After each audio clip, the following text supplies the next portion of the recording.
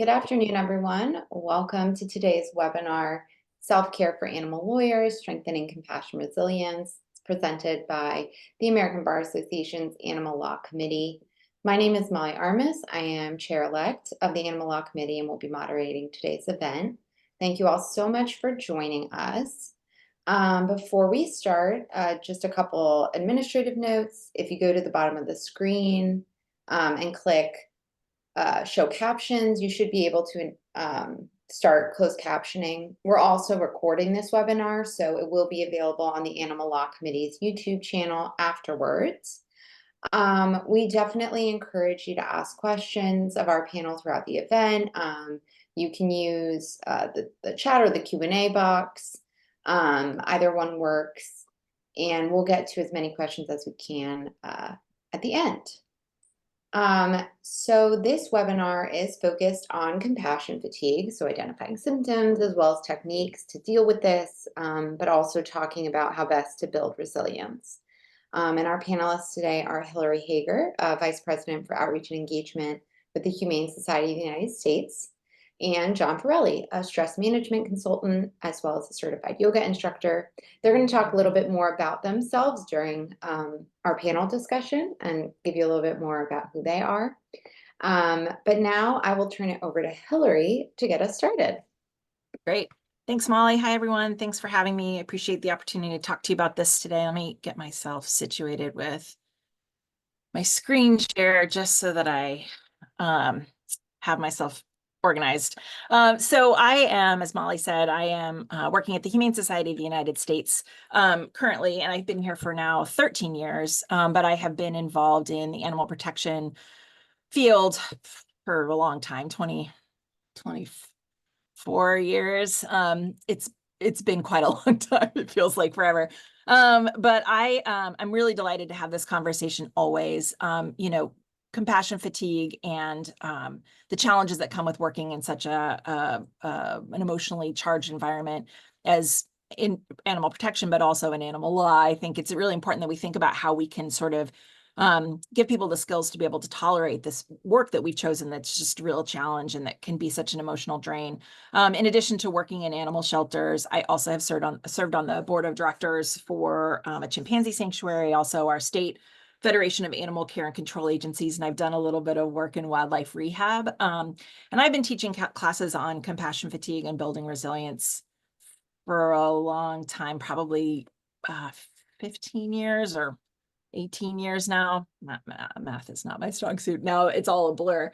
But I feel like this conversation is just so essential that, so often people become overwhelmed by this work that we've chosen. We're people who care very deeply about the missions that we've chosen. We put ourselves into it and then wind up being in a bad spot where we really struggle to maintain our well-being as we commit ourselves to the mission. And so building skills and thinking about how we can access all the joy that there is to be had in the world while we're doing very hard work, I think is an important place or place to spend time and to spend some time thinking and energy. So I appreciate you being here. So I think the best place to start is just to sort of get us level set on definitions. Because, the term compassion fatigue, I think it's useful and it is relevant to what we're talking about, but I also think it's misunderstood. A lot of times when people talk about compassion fatigue, they make it sounds like you cared a lot and you got tired. And certainly it's exhausting to care as much as we do about the work that we do, but I think there's a little bit more nuance that's important to discuss. And I think also compassion fatigue is sometimes mistakenly correlated or is mistaken for burnout, and those terms are used interchangeably, and that's not necessarily the case. So burnout really is what happens as a result of having any sort of stress in your job. And you can experience burnout whether there's any sort of emotional connection to the work that you do or not. So anything, if you're having issues with coworkers, if you're feeling insecure about your position, or have a sense of diminished control because of situations that are going on in the workplace, that really is what burnout is around. And that can lead to emotional exhaustion, alienation from workplace activities, and then this sort of reduced performance in your work. So like my husband has worked at a same company for like 32 or 33 years, and he's super burned out. There's no emotional component to his work at all. He just is like exhausted from having done the same thing and working with the public and doing what he does. Compassion fatigue, though, is different. Compassion fatigue is what happens when you have burnout, but then also exposure to the trauma of others. And so it's really this emotional and physical burden that happens to people who are caring for others who are in distress, who have an intense awareness of the suffering of others and exposure to the trauma of other beings, whether those are animals or people. And so that what compassion fatigue can lead to are the symptoms and characteristics that are listed here, right? Where there are physical problems, where people can feel really hopeless, where they question their contribution to the work, they can experience skepticism and guilt, and then also really get caught up in intrusive thoughts. Where they're thinking about work all the time, they're reliving terrible things that have happened. And some of the symptoms can really mirror those of PTSD, that can really have a traumatic, or can have a really powerful impact on the way that we live our lives and the way that we experience the world around us. The definition that I really love to think about that makes the most sense to me is this idea of trauma stewardship. And this is a book actually that I love and recommend to folks, written by Laura Vandernoot-Lipsky. She's a social worker here in the Seattle area where I live, and she's fantastic. If you ever get a chance to see her, this book is outstanding. She's a really great presenter, but what she talks about is really this idea of stewarding our exposure to trauma, and to think about this entire conversation about who we are, how we come to do this work, how we're affected by it, and then how we make sense of it and learn from our experiences. Because a lot of times the conversation we want to have is like, how can we make this work less hard? And like, I'm sorry to say that I don't have the answer for you or really for anybody. We are people who have chosen very difficult lines of work. And so here we are, right? So the important piece is to learn like how we are being affected by it, and then what we're going to do about it in order to maintain our well-being. And what happens a lot of times is that we get so focused on the work that we forget to access all of the other things that are out there in life, whether it's spending time with family or accessing any of the joy that is out there and available to us, because we are so narrowly focused on trying to do the thing that we need to do for the animals and for the people who care about animals. And so I think what's important to note is that this work really fundamentally changes the way that we view the world. And the experiences that we have, the people that we meet, really influence the way that we go about our daily business. And I think it's very easy sometimes to forget or not even to notice, because it happens sometimes so subtly and over time that we're not aware of the impact. And so for me, the conversation is really to think about like, how is this showing up for me? And is what I'm doing working for me? Because I feel like humans, we're animals just like any other animal, right? And we do what works for us until it doesn't work anymore. And the problem is that when we are in it, often we are the last ones to be aware that what we're doing isn't working for us. And if we were able to ask, somebody in our lives that we trusted to be really honest with us, or if there was some sort of neutral third-party observer who had an all-seeing eye about the way that we were kind of showing up in our lives, that they may have a different opinion about how well we are managing and whether something is working for us anymore. And when we are so affected by our work that it gets in the way of the rest of our lives, that's when we kind of can run into issues, and we don't often see it when it's happening. So what I want to sort of introduce you to is this concept of the compassion fatigue trajectory. So you can see the one axis is level of performance, and then there's continued exposure to stress over time. And hopefully you can see there's a dotted line indicating a decreasing level of performance. So what happens a lot of times is that people come into this really high, intense, highly emotionally charged and intense environment of work. And they are like all in. They're super stoked. They're super excited. They're volunteering. They're going the extra mile. They're like all in, right? Like whatever needs to happen because I am here for this. I am so excited to be able to do this work. So they jump in both feet, but it's not super sustainable. And with continued exposure to stress over time, they can wind up in this irritability phase where they might begin to cut corners, where they're avoiding people, where they're mocking people or denigrating the people that they serve, and start distancing themselves from friends and colleagues. And then with continued exposure to stress over time and no attention brought to it, they can wind up over here where their performance is even lower. And they're in this, what we call the withdrawal phase, where their enthusiasm for the work turns sour, where they're tired and they don't want to talk to anybody about their work, where they're neglecting family, friends, coworkers, and themselves, and trying to avoid sadness and pain. And then with continued exposure to stress over time and no attention brought to it, they can wind up over here in this zombie phase. And this is where hopelessness turns to rage, where others are ignorant or incompetent in our judgment, where we're just filled with disdain for others, where we don't have any patience or humor or time for ourselves. So this is a little bit bleak to have it laid out like this. I imagine even if you have never seen it sort of graphically represented in this way, that this probably looks familiar to many of you, and you might even be able to identify yourself somewhere on this trajectory. So a lot of times when I show this to people, their first thought is like, I guess, well, then the zealot phase is the good phase then, right? And of course, it's not so great. I mean, there's some good stuff about it, but I think the most notable characteristic of people who are in the zealot phase is that they have terrible boundaries, and they're saying yes when they should be saying no. And they're not engaged in behaviors that will really allow them to thrive in the long run, right? This is a marathon and not a sprint. And a lot of the messaging that we get from our own organizations and the profession we've chosen is that we have to be sprinting all the time.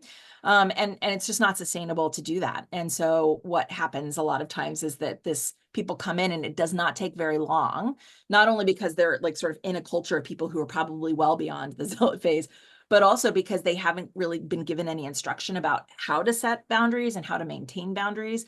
They can wind up in these places. I mean, one thing I should say is that it really is not, it is not inevitable that people wind up in this trajectory. Like, there are opportunities, I think, at a lot of places for people to sort of think about their behavior and have a moment where they're like, maybe this isn't working for me. But what I think is really common is that a lot of the behaviors that we identify as sort of coming with the territory, or like being just what happens when you do this kind of work, are what happens because it's compassion fatigue, not necessarily because it's a healthy way of coping. And so I offer this as an alternative or as an option for people to sort of think about, like, oh, I'm doing that thing again. Like, I just had a very elaborate fantasy about that person dying in a fire accident. So maybe I should like take a break here, or maybe I need to step away because I really am struggling and I'm not showing up the way that I want to. So the zealot phase is great if you can do it with boundaries. And we a lot of times don't get a lot of good messaging from our organizations. And in fact, a lot of organizations, I think, are designed in such a way as to leverage people who are in this, and really not just leverage, but sort of take advantage of people who are in this zealot phase, and then set this expectation that people be able to sustain that for their entire careers. And it's just not possible if we're not really engaging in other behaviors that can help to sustain us over the long term. So it is not inevitable that we wind up, that we leap from the zealot phase to the zombie phase. I offer this as just a means of suggesting that perhaps if you're thinking about what some of these signs and symptoms are, that could be a signal to you that you're like, okay, maybe this isn't working, and maybe I should try doing something a little bit different to try to have a different outcome, so that I don't wind up just continuing down this slide in this direction. The irony, of course, is that a lot of us are doing this because we're so committed to the work that we do the thing that is going to make it hardest for us to be able to sustain ourselves in the work over the long term. Sort of a catch-22, right?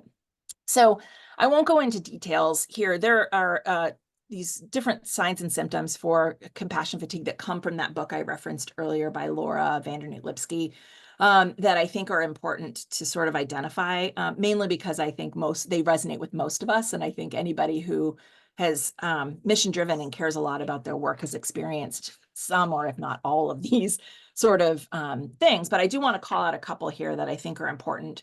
So anger and cynicism is a really common sign. You know, I think a lot of times when people think of folks experiencing compassion fatigue, their mind flashes to someone who's like in the corner crying in the fetal position and just like exhibiting their emotions in that way. And certainly there are some people who manifest their upset with crying, and crying is good, and I'm a fan of crying. But also it's a very overt behavior, right? And a lot of times when, somebody didn't really identify as a crier, but all of a sudden finds that they're like crying at the drop of a hat, or like when they're on their way home, or when they see a commercial on television, or they're crying when they have to go back to work after their weekend. That is an overt behavior where they're like, gosh, I feel like I didn't used to cry this much. Maybe I should do something about that. And they will either seek help or, take some steps to sort of find better balance in their lives. But anger is a behavior that sort of can creep up on us a little bit, and we're not always really good at identifying the way that our anger manifests. And it's a little bit like that frog in the boiling pot of water thing, right? Like, it just gets hotter and hotter. And again, if you had that third party observer to talk to you about how your anger shows up, they might have a different message for you about how obvious it is. 'Cause spoiler alert, it's usually pretty obvious. Like in my experience, the people who are crying and really sad all the time either get help or step away from whatever it is that they've been doing. But the people who are sort of manifesting their upset with anger wind up sticking around for a long time, and they can have, not only are they having a bad time, but they can also create a bad time for other people in the group. But so then there's other stuff like it's never enough, right? Like that our to-do list is never ending. We can never make it through our to-do list. There's always more work to do. Our contribution isn't enough because we didn't get the outcome that we wanted. That means we have to try harder. And our instinct when we are overwhelmed with the amount of work to do is to try, our instinct is to try to is to do more. And then we wind up in the situation where we're over deploying and minimizing and affecting our ability to produce our best work, right? And we're getting in our own way. So inability to empathize, hypervigilance, right? Where we're on all the time, 24/7, and or we're just hyper alert and like scanning the environment for threats at every moment, even when none are present. Addiction, right? Like there's the common variety ones, but there's also stuff like addiction to being right and addiction to suffering. Diminished creativity, minimizing the feelings and emotions of other people, right? Like no one even died. What are you so upset about? That sort of thing. Inability to embrace complexity, right? We want to make things tidy and put things into little boxes of bad and good and right and wrong and black and white. And the world just really is mostly shades of gray. So that doesn't serve us especially well. Dissociative moments can happen when we're so fixated on something that's happened, we lose track of kind of where we are in time and space. Grandiosity and inflated sense of importance, right? Like if the work we do is really important, that means we're really important.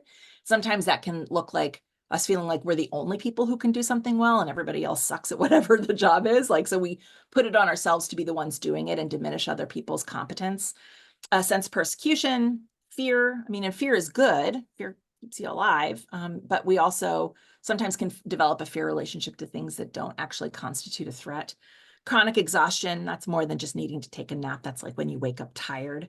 Inability to listen, right, can be where everybody talking to us turns into Charlie Brown's teacher in our head, or when we go out of our way to avoid speaking to particular people because we just don't want to hear it. Hopelessness and helplessness, right? Sometimes it feels like we're rearranging deck chairs on the Titanic. And then guilt, like how do we enjoy our privilege? How do we enjoy the good things in our lives? How do we enjoy time away if there's going to be a burden on other people?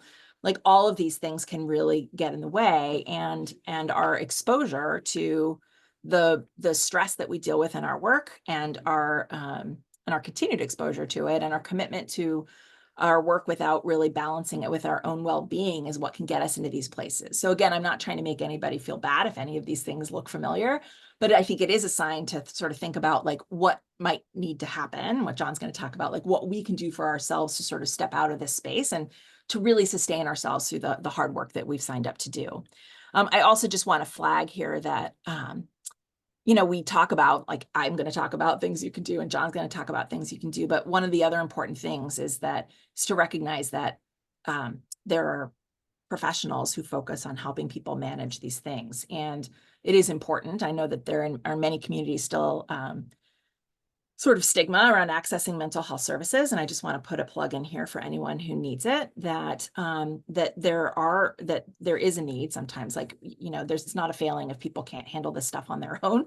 And it's important to be able to reach out to professionals if and when that time happens. So if you are struggling and you've tried to do all the things and you think you're trying to manage it and it's still really hard, you could reach out for help if you're feeling hopeless or having any sort of suicidal thoughts, if you have clinical depression, anxiety disorder, or your symptoms mimic PTSD, or if you have a history of unresolved trauma or pain, getting help from a professional, I think, is really important. And though there were lots of bad things that happened during the pandemic, one of the things I think that is a plus, besides my local brewery starting to deliver beer, which was pretty great, the other thing is that mental health services have been able to be accessed remotely in ways that are much more convenient for people. And there's this acknowledgement that having a regular meeting with a therapist during business hours just doesn't work for everyone. And so there are lots more resources.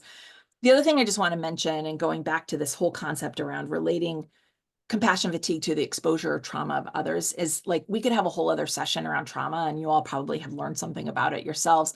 What I just want to acknowledge is that many of us in our lives have experienced, there's primary trauma, and there's different kinds of trauma, right? There's primary trauma that happens to us, but there's also secondary trauma when we are sitting with a traumatized person or animal. And then there's sort of tertiary trauma where we could be the partner of the person who's working with the traumatized party. And so that trauma can be very sort of contagious and have impacts and ripples out from the person who experienced the trauma. And, there are many people who've experienced their own primary trauma, which requires work with a professional in order to sort of help manage and overcome. And so I say this here because it's tricky if you are a person who has experienced primary trauma, not done the work with a professional to sort of process and manage your response to that trauma, and then are continuously exposed to additional trauma. It makes it real hard to sort of maintain yourself in this space of traumatized people and animals when you are in your own trauma response. And so I think it's important to acknowledge, I've read that 80% of people in caring professions have experienced some kind of primary trauma themselves. And I remember when I first heard that, I thought, geez, that seems like a lot. And then I started thinking about all the people that I know and who have experienced trauma. And I feel like maybe the number is low because there's a lot of it out there. And we are putting ourselves in the space of dealing with really some terrible situations and people who have really suffered and animals who have suffered. And our awareness of that suffering is really a part of our job. And so that makes it a little bit more fraught for people like you and for me in the work that I do. So this is a much longer conversation. I just want to acknowledge that one of the pieces that I think is foundational to what I'm talking about, and also what John has to talk about, is around this idea of what we can control and how we manage our own responses. And so this is a concept called locus of control that sort of differentiates between someone who has an internal locus and a person who has more of an external locus of control. So people have a very strong internal locus, feel like they have a lot of agency and that they can make decisions about how they want to respond to things. Whereas people with a very strong external locus tend to be a sort of like buffeted about by forces in the universe. Like they are very influenced by what's going on around them, and they feel like their response is always in reaction to some other external force. And so I mention this here because I think it's essential that if we're talking about any of this related to resilience, is this concept that we have the ability to influence our own experience. And that can be tricky sometimes when we're in an environment where so many things are outside of our control. So I just want to note that this is not a concept around trying to control every single thing that goes on in the world around you, because that's impossible and will make you have even a harder time trying to manage all of those things. But really, it's about acknowledging what you can control about your own response and whether you, in fact, need to respond to the things that are going on around you, and try to understand how to manage your own responses and manage your stress is tricky. And like this manifests in lots of different ways for lots of people. But like my husband is this hardcore external locus guy. Like, so if there's traffic, he's pissed. And like we live in Seattle and there's a lot of traffic. And I don't know why he still gets mad about traffic. Like it just should be a part of the calculus in anywhere he needs to go. But that doesn't stop him from being real mad about it all the time. Or if somebody pisses him off, he's like, I'm pissed. That guy pissed me off. And I'm like, could you like not let him get to you? And he thinks I'm totally full of it. He has no idea about what I'm talking about. So I just want to offer this because I think there is this power and understanding that you do have the ability to a large extent of deciding how you want to respond and create the space to think for a moment, like, how do I want to think about that? And how do I want to respond? And is that my thing to even respond to? Or could I just walk away? And that takes some practice because a lot of us are in this habit of responding to things very quickly and feeling obliged to respond. This is also a longer conversation that I think is important just to note, is that, our body responds to stress in a way that is designed to like help us get out of a jam, right? Like something scary happens, like our brains, the way that they evolved was like, oh, there's a predator, I need to run and get away from it. And the idea was that we would run and get to safety, and then like we'd be able to chill and everything would be fine again, and we would return to stasis. But the thing is that we are people who have put ourselves into these very stressful situations, and so we are constantly in a state of stress response in ways that can really lead to long-term like sort of negative effects on our health. And so this is a very sort of dumbed down description of the autonomic nervous system. But what I think is important to note is that your sympathetic nervous system is where you are when you have the perception of a threat. And when you were in that space, there's all kinds of physiological response that you can have, like, like feeling hot or getting tense or making a fist or wanting to run away or wanting to throw up if your stomach hurts. Like there's all kinds of things that can happen when we're in a state of stress. But when we are there, language is less available to us. We can only be reactive, and our options are really limited to fight, flight, or freeze. And that is not the place where probably most of you would ideally spend most of your work life. And the problem is that many of us are in a heightened state of stress all the time, where we have the hormones cortisol and adrenaline coursing through our system in a way that really affects our ability to like get the rest that we need and to be calm, and to actually shift our brain into our parasympathetic nervous system, where we are able to be calm and experience rest and relaxation, be intentional, be creative and choose from a lot of different options, and where we can really sort of process our lives around us. When we're in our parasympathetic, or I'm sorry, when we're in our sympathetic nervous system, our goal is just to like get the hell away from whatever's causing a threat.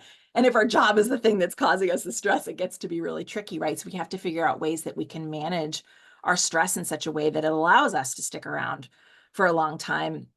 And actually, I'm just going to skip that because I want to get to this. One of the things I think people think about when they come to a workshop like is that we're going to spend a ton of time focused on like self-care. And I think most people, unless they like, I don't know, live in a yurt somewhere on a mountainside like John does. Sorry to name check you there, but most people understand what self-care looks like. And we make choices. We're like, oh yeah, that's great, but I'm not going to do that because I'm too busy to focus on these other things.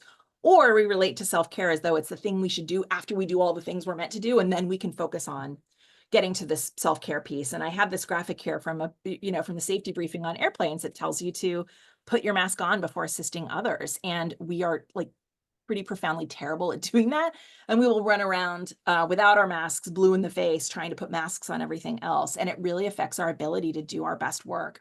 And so this list, is probably familiar to many of you about ways that you can manage your, the things that kind of can be categorized as self-care. They come from a book called To Save a Starfish that has really great, it's a workbook actually that can help you to focus on what pieces you can take on. But the reason I mention this is that I think it's essential we focus on doing something of it, but to prioritize it, to make it the thing we do so that we can do this other piece. I mean, I think self-care is good in and of itself, even if there isn't any outcome other than making yourself happy and feel good and to be sort of bathed in the goodness around us. But even if you're solely focused on outcomes, like you will be better at your job and be better at doing whatever it is that you're doing if you have prioritized your own well-being to give you the wherewithal that is required in order to be successful. And prioritizing self-care is the thing that can allow that to happen. So it's not just like eating bonbons. Although, I mean, I guess if you like bonbons, you can have them. And it's not, I mean, it could be just like paying your bills on time, or budgeting or whatever. There are lots of different things it can look like, but it is something that we have to prioritize and put over the work, because we're not going to be as good at our work if we don't. And the last thing that I'll just touch on really quickly, and is that in order to have time, so sorry to go back to this list for a second, I think in order to be able to prioritize self-care, there have to be hours in the day to do the thing. And work-life balance is something that I think everybody struggles with. And I think it is essential in the need to identify, compassion satisfaction. Let me back up for a second. Compassion satisfaction is the antidote to compassion fatigue. Compassion satisfaction is where you are focused on your own excellence, where you are focused on good news, the contributions that you make. And it's the place where you can thrive. It is the counterbalance to the hard stuff that comes with the work. It requires intentionality to focus, to sort of seek a creative imbalance, to identify the good things and to talk about them more.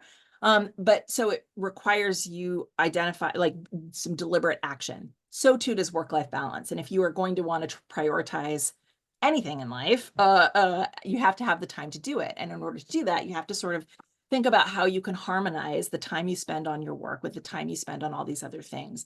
And there are requirements at multiple levels, like not just on individual levels with their own, for the individual people with their own time management, but also with organizations. And I think that organizations that are really mission focused tend to really weaponize sometimes the mission. Like if you care about it, then you will do this work until you fall over and keel over from exhaustion. And I just want to acknowledge that labor has more power now than really ever has happened before. And I think, if anything, besides beer delivery and better access to mental health services, one of the other outcomes of the pandemic is people really reassessing what they're willing to tolerate in their lives and from their work experience, and really demanding some better opportunities to have harmony between work and life. And so there are some key things at organizational levels around technology and having an organizational culture that promotes time off, and having a plan for how to address after hours emergencies, so that not everybody has to be on all the time, is really important. I think from teams, like having leaders who are modeling that behavior, having protocols rewarding PTO, and not having an award for people who don't take their PTO, and not only acknowledging people who work on their vacation or never take vacation, but to actually reward people for taking time off, and also having a communications plan so that you know who needs to be reached when, about what, at what, under what circumstances, by what mechanism, so that we're not all feeling like we need to be on our phones every single minute of the day. But then also for individuals, right? Like having a plan, especially if you are a person who gets to work remotely, to have a plan to just not be working because you're in your office all day long and you live in your office, but really to be able to step away, and to practice and take your PTO without guilt, to establish those boundaries, to mark the end of the day with some incongruent behavior so that you can't keep working, like go for a swim or go for a run where you literally can't be working while you're doing it, so that you're stepping away and closing off work and moving on. And then really thinking about not allowing work to creep into every element of your life, which is easier said than done. Last thing I'll just say, and I don't know if Molly's plan was to share this information. I have some resources I'm happy to share. If any of you all want to reach out to me, this is my email. This is also still me at my national park where I was in Mongolia, John, but this is my email. So if anybody wants any of the resources that I have, I'm happy to share them. And I'm interested to pass it on to John and hear what he has to say as well. Well, thank you very much, Hillary. I am John. I'm a yoga teacher, meditation coach, and stress management consultant. I've been doing all of those for a while now, and I'm very, very grateful to all of you for the opportunity to be here and discuss something that's extremely important to high performers in stressful fields, which is stress and compassion fatigue. Hillary did a really, really excellent job of talking about what exactly compassion fatigue is and what it does to the body and our ability to our ability to work effectively over long periods of time in the midst of compassion fatigue. Um, the one thing that I want to start off by saying, and if you take nothing else away, I hope it's this, is stress is normal, and vilifying stress is counterproductive. Hillary talked about the experience of, for thousands and thousands of years, human beings have been out in the woods and see a lion and say, we need to get the hell out of here, otherwise we're going to die. That is the sympathetic nervous system. The danger in the modern world is that we get stuck in traffic for 45 minutes, like Hillary's husband, after a long day of work, and we have absurd amounts of cortisol going through our system, and we're in the fight or flight response all the time, 24/7. It is not an exaggeration to say that that will kill you over a long enough period of time, and not just make you ineffective at your job. We're here to talk about compassion fatigue, but it's worth talking about how pervasive chronic stress that is a component of compassion fatigue so horribly affects our health over the long term. And it goes without saying that if you're not healthy over the course of your professional life, you are going to be less effective at your job. So please, whatever you do, don't vilify stress and compassion fatigue as this big demon that needs to be avoid it at all costs and then go into denial about it when you do start to experience it, because in the field that all of you are in, it's pretty much inevitable that you're going to experience it at some point. So given that we don't want to vilify this, how do we go about reframing compassion fatigue so that it is a useful concept to us? And Hillary talked about reframing it so that instead of fearing it and treating it like this big bad demon, we treat it as an opportunity to take care of ourselves so that we are going to be as prepared to do our job as possible over the long term. And the first way to do that is a Hippocratic oath sort of thing of first doing no harm. Before you even get to the point where you're going to yoga class or you're doing breathing exercises or you're looking up a local therapist to go to, first take stock of how your life is put together so that you're able to identify and then minimize or ideally eliminate the things that are actively harming your ability to be present in your job and avoid compassion fatigue in the first place. The things that are going to be harmful to your ability to do that over the long term are pretty much self-evident. So things like chronically only getting 4 or 5 hours of sleep a night, or as Hillary so eloquently put it, just shoveling bonbons into your face. Spoiler alert, if your coping mechanism for the stress of your job is binge eating unhealthy foods, that might feel good on a Friday night, but it's going to make you much less physically able to mitigate the effects of stress Monday morning when you go into work.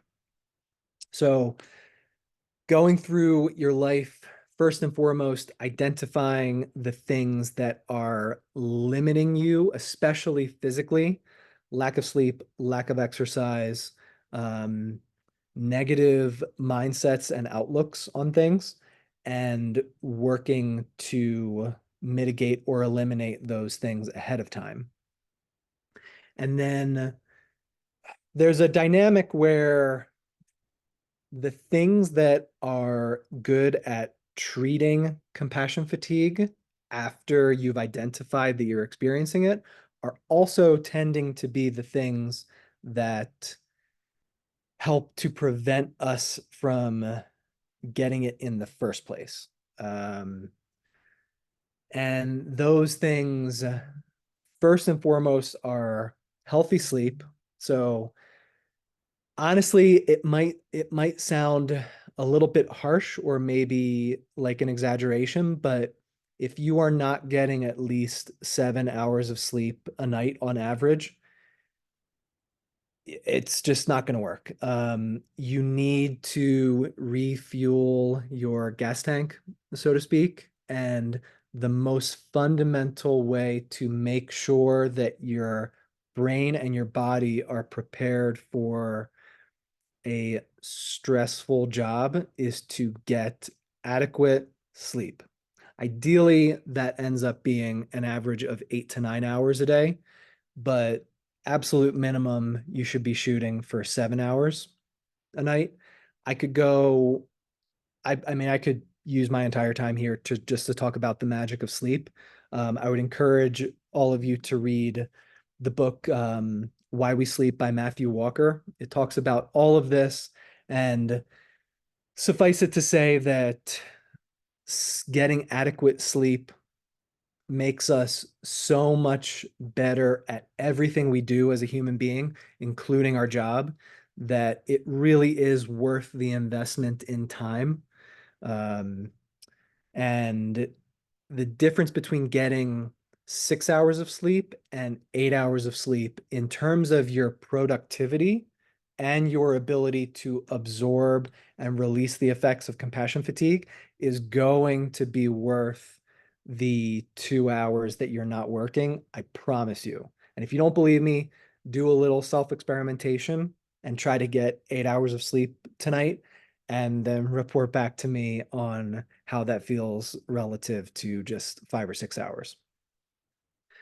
Once you have your sleep hygiene under control, then you're able to move on to things like diet and hydration. And again, pardon me if I'm belaboring some obvious points here, but how you're treating your body with sleep, diet, and hydration makes all the difference in the world. I'm not a nutritionist, and so I'm not going to tell anybody exactly what they should be eating, but I would highly, highly encourage you to do your own research and talk to a nutritionist if you must, to um, plan out for yourself what is going to be the healthiest, most effective diet for you. Um, Another great tactic that a lot of people employ, that I'm sure many people on the call have already experimented with, are things like meal planning and meal prepping. It's an efficient way to do it all at once so that you have more time spaced throughout the week to do other things. And then after that, we move on to exercise. And the world of exercise and fitness is quite enormous, and we all have our favorites and our least favorites.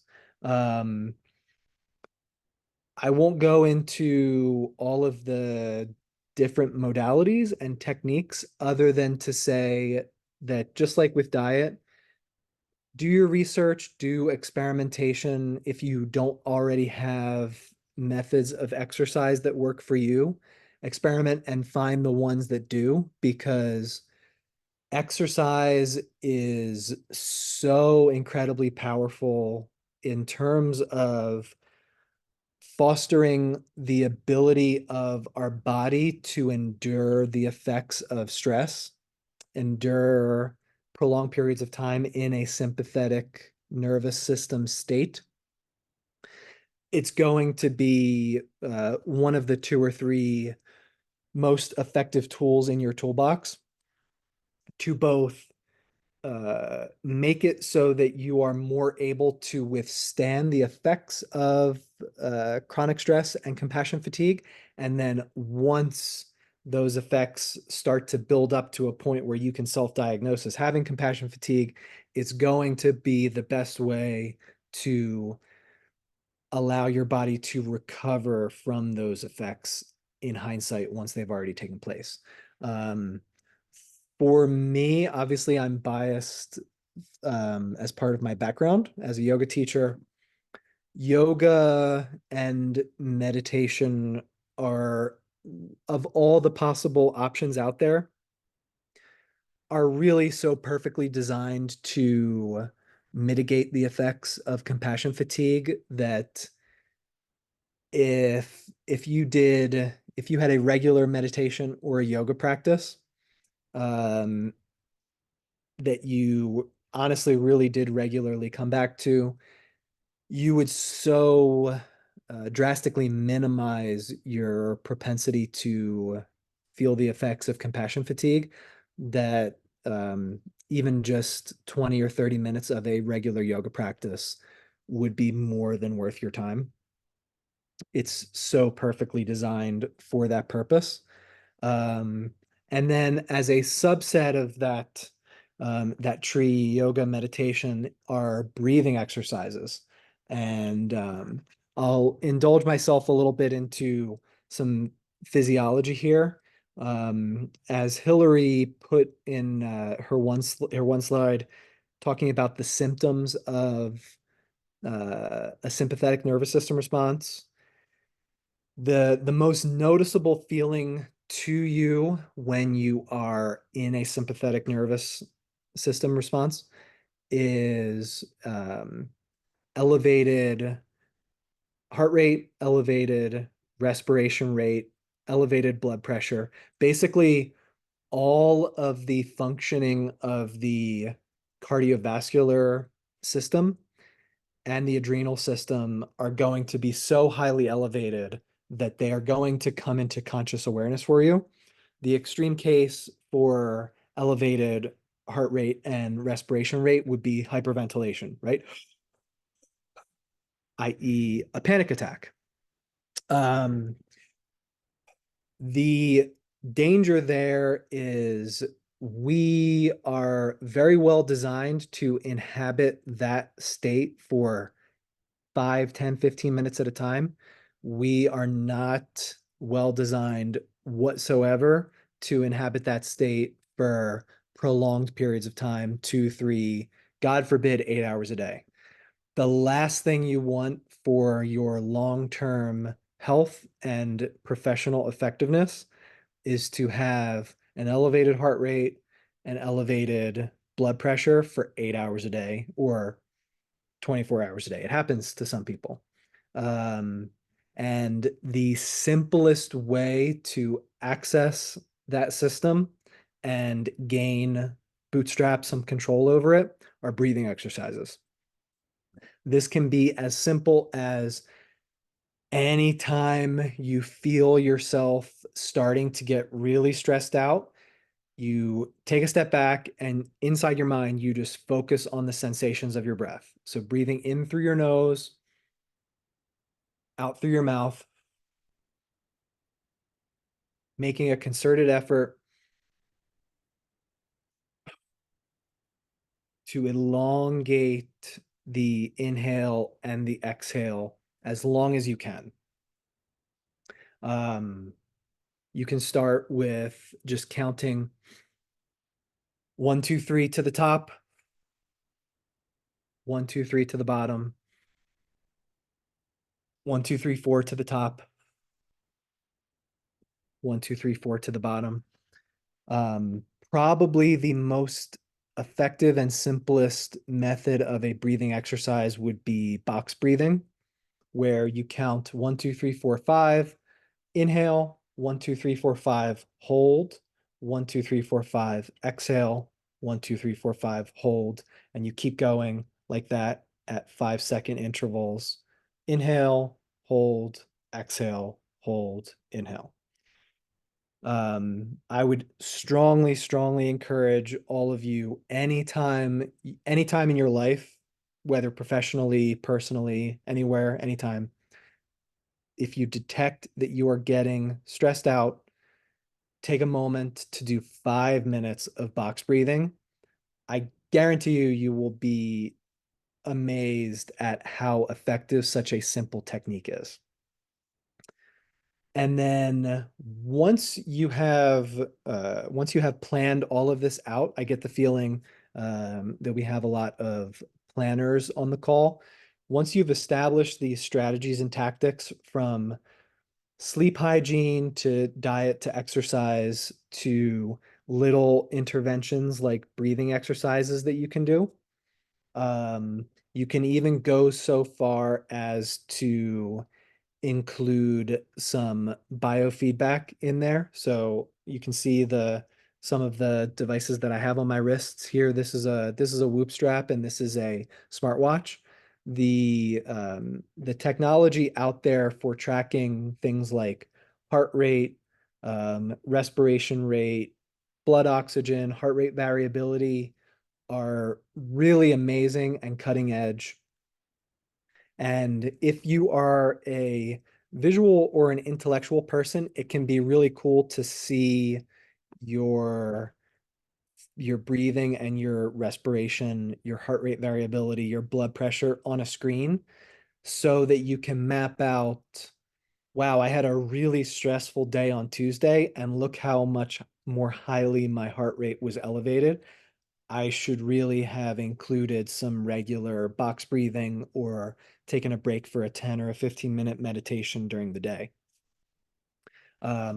And once you have bootstrapped yourself into a plan like this, into a strategy where you're focusing on getting good sleep, focusing on exercising, making sure that you're eating in a way that works for your health over the long term, and you're employing techniques to help curate resilience against compassion fatigue before it starts to settle into your system, you're able to watch the effectiveness of your strategies, tactics, and techniques in any sort of a biofeedback device. You can see your resting heart rate decreasing. You can see your heart rate variability increasing over time. These are going to give you signs and the comfort of knowing that you are building resilience to stress and compassion fatigue before it ever really starts to set in.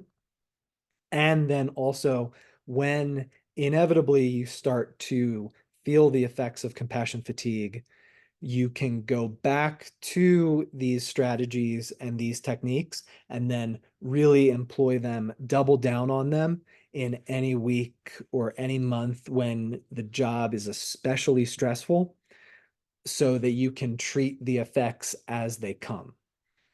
And that's really the name of the game. It's about planning ahead of time to curate resilience, having the techniques and the strategies to employ whenever you get into a situation where you're feeling compassion fatigue, and then adapting over time so that you can fine tune your system so that it works best for you, because every individual is unique and what works best for me might not work best for you. I would encourage you to explore and find the system that works best for you. And I will put my email in the chat box, and I welcome anybody reaching out to discuss these ideas more. Obviously, I'm hugely passionate about it, and I really love talking about it and helping people with it. And I'm happy to talk to anybody who has questions about it. Awesome. Thank you, John, and thank you, Hillary, both so much. That was really informative. I think everyone learned a lot. John, I really appreciate you kind of walking through like the box breathing, because I think people probably have heard about it or seen it. And so I think that, really practical things like that are great. So please feel free to use the Q&A or the chat box to ask any questions.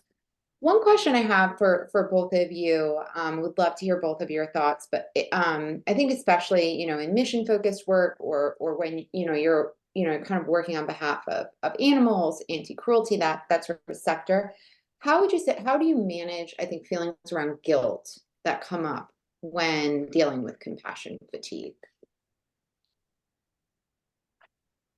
Well, I'll start, John, if you don't mind. I mean, and then you can improve on whatever it is I come up with. I would say, I mean, this one is really tricky, right? I mean, it's one of the signs that I talked about. I think that for me, what I recognize is that without me, the bad stuff would still happen. But with me, none of the good things would. And so, I really, I just am super clear that, sorry, I have a lot of different thoughts. One thing I guess I would say is that I think it's possible to do this work without suffering. I think sadness is a normal part of the work that we do, and seeing the things that we see and our awareness of suffering. So sadness is a normal response. And like John was saying, like nobody should feel badly. This is like, it is an occupational hazard to experience compassion fatigue, right? So it's really just sort of us managing the inevitable.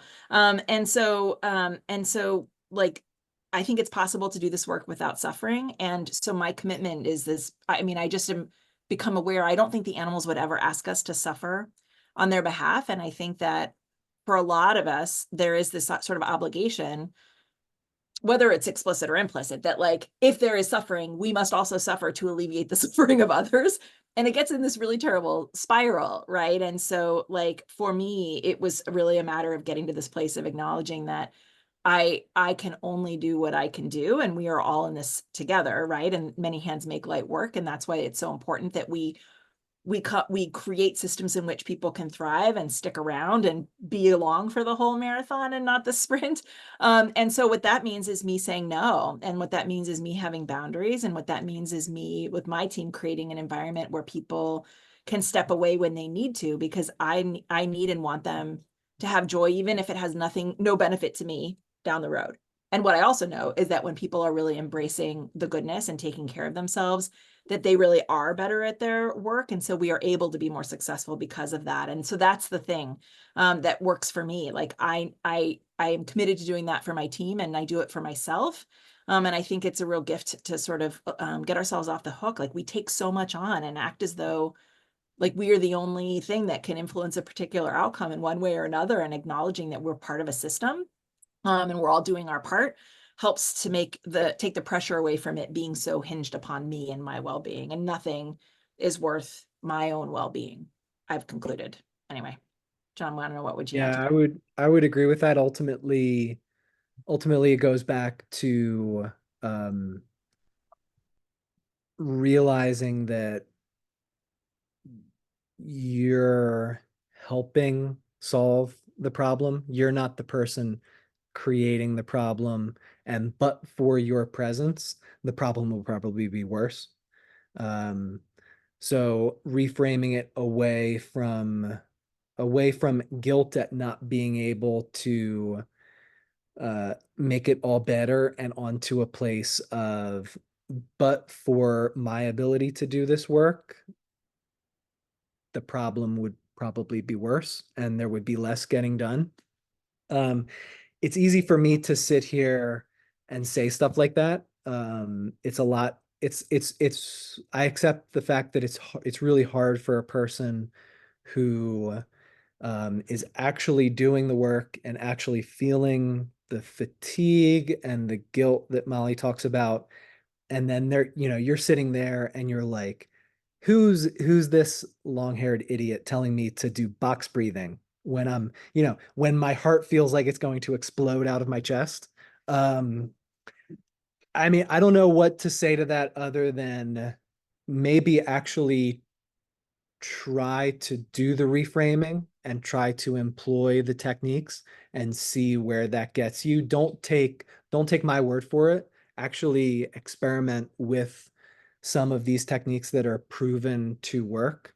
Um, and yeah, I mean, feeling guilt in a compassionate role is going to be inevitable, but then go to sleep, get a good night of rest, and try harder in the morning. That's really all you can do at the end of the day.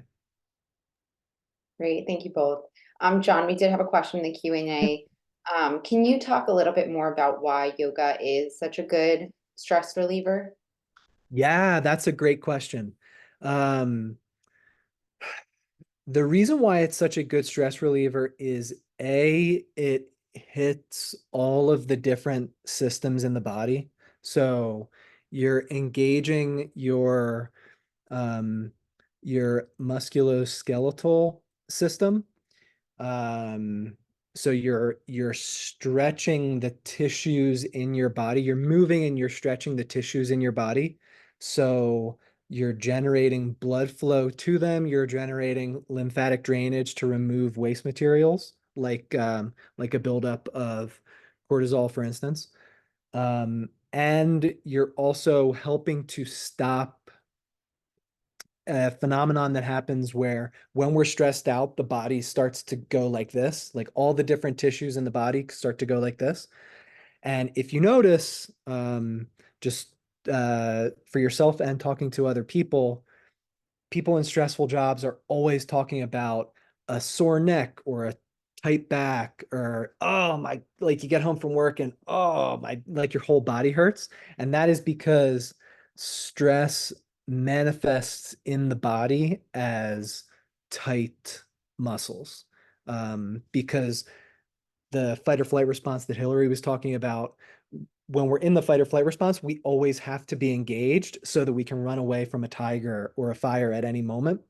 And again, that's fine if it lasts for 10 minutes, but if you're sitting at a desk like tight and tensed all day for 8 or 9 hours, that's going to make you feel like garbage. And one of the things that yoga does is it allows us to move our body in ways that is going to release that muscular tension.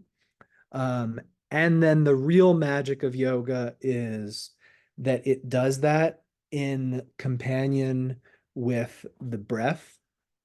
So it teaches us to always be focused on our breath, especially when we are engaged in any body situation that entails stress and difficulty. And that is finally that's the last big thing that it does is yoga, especially if you are new to it, really any exercise modality, but especially yoga, if you're new to it, is going to be tremendously uncomfortable. The first time that you do it, it's not going to feel great.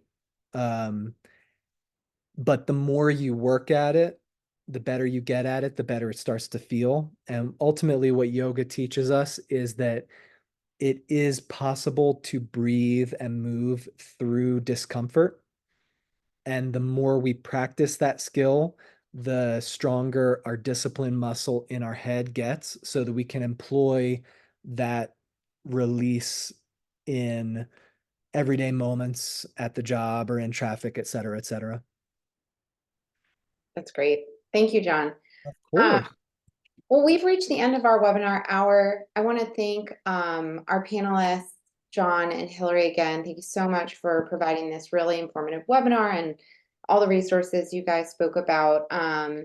For those of you who attended, thank you so much. Again, this webinar has been recorded and will be put on the Animal Law Committee's YouTube channel. And we'll be sharing a link to that channel later this week. I hope you all have a wonderful rest of your day and get up and stretch. Yeah, that's right. And get a good night of sleep. Yes, and drink water. Yep. Water. Thanks again. All right. Thanks, everybody.